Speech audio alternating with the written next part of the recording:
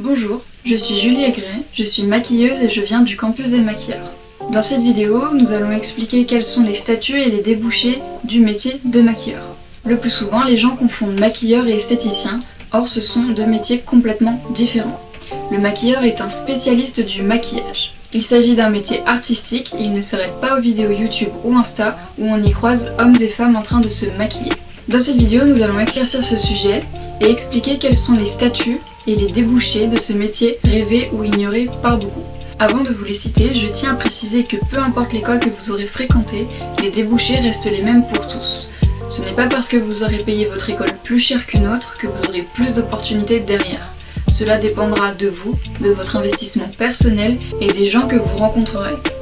Je vais donc vous citer nos 3 grands statuts dans lesquels on y retrouve plusieurs débouchés. Salarié, auto-entrepreneur et intermittent du spectacle.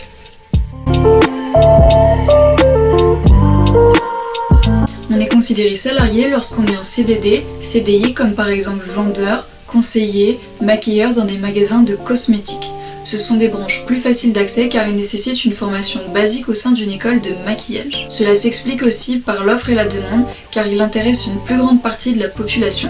Reprenons l'exemple des magasins. Il est plus simple de devenir maquilleur, vendeur ou conseiller dans des magasins à la sortie d'une école. On peut se faire embaucher rapidement dans des Sephora, NYX Cosmétiques, MAC, etc. Ces branches sont plus faciles d'accès, sont plus accessibles, plus simples mais surtout plus stables en termes de salaire. En effet, pour ces employés, le salaire est plus ou moins fixe. Je dis plus ou moins car même si les employeurs ont un SMIC à respecter, souvent il est relatif de leur vente. Donc le salaire est égal au SMIC avec un variable qui correspond aux primes de vente faites dans le mois. Être auto-entrepreneur, c'est se mettre à son compte. Cela concerne des prestations à domicile ou en extérieur, pour des particuliers ou des sociétés. Comme première clientèle, nous avons des prestations pour des maquillages de mariage, de soirées, d'anniversaire, pour des animations pour les enfants, des prestations d'automaquillage, pour des placements de produits, etc. C'est ce qu'on appelle le service à la personne. Nous avons aussi le domaine du shooting, qu'on retrouve beaucoup en mode, pour des magazines, pour des marques, des pubs, parfums, vêtements, maquillage, etc.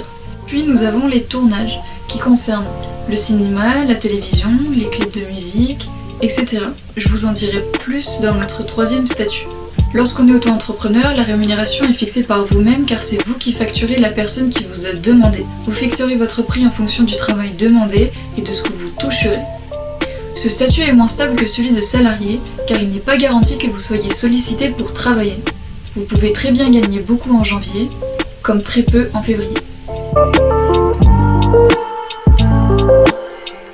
Puis nous avons notre 3e statut, intermittent du spectacle. Pour commencer, on va d'abord expliquer ce que cela signifie. Il s'agit d'artistes techniciens professionnels du spectacle vivant, du cinéma ou de l'audiovisuel. Lorsqu'on est intermittent du spectacle, les débouchés sont moins nombreux. Il s'agit d'un milieu assez fermé qui nécessite plusieurs formations différentes. Nous avons par exemple le domaine de la télévision. Pour pouvoir travailler dans la télévision, il faut avoir fait une formation particulière et différente de celle des débouchés cités précédemment.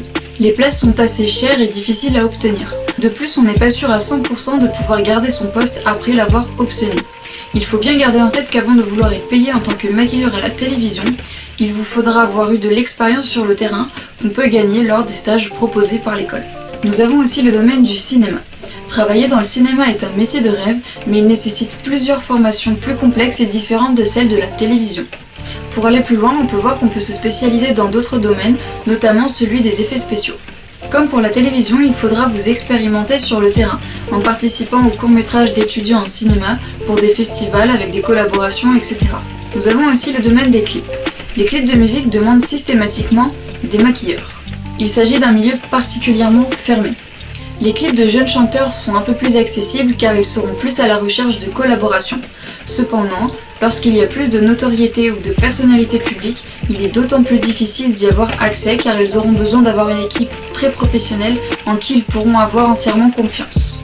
De plus, ils ont pour la plupart souvent une équipe attitrée. Concernant les intermittents du spectacle, leur salaire dépend des prestations faites dans le mois. La rémunération est souvent fixée par l'employeur. On peut tout de même négocier le prix en fonction de ce qu'on nous demande. Aussi, pour avoir le statut d'intermittent du spectacle, il nous faut avoir fait un certain nombre d'heures dans l'année, Au total, 507 heures de travail déclarées. Pour conclure, je dirais que ce qu'on doit principalement retenir, c'est que les débouchés ne dépendent pas de l'école que vous aurez fréquentée. Les débouchés dépendent de vous, de votre personne, de votre investissement, de votre talent, de vos ambitions et de votre détermination. Il y a beaucoup de branches différentes plus ou moins difficiles d'accès. Il y en a pour tous les goûts, mais il n'y en a pas pour tout le monde. On ne doit pas oublier qu'on est avant tout des arrière-scènes chargés de participer à l'illumination des avancées. C'est un métier qui demande beaucoup d'investissement matériel mais surtout personnel, ainsi que beaucoup de patience et beaucoup de passion. Si vous ne l'êtes pas, vous risqueriez de ne pas tenir pendant les jours difficiles, car comme on a pu le voir, il s'agit d'un métier à risque, d'un métier très instable. Il faut être prêt à donner beaucoup de sa personne et à toujours se rendre disponible quoi qu'il arrive. Je vous invite à échanger avec les gens du métier, à vous intéresser à tous ces domaines. Beaucoup de monde ne savent pas ce qu'il se passe avant que la caméra tourne ou avant que le flash ne parte, de la même manière que beaucoup ne se doutent pas que ce métier pourrait énormément leur plaire. Je vous remercie beaucoup de m'avoir écouté et à bientôt.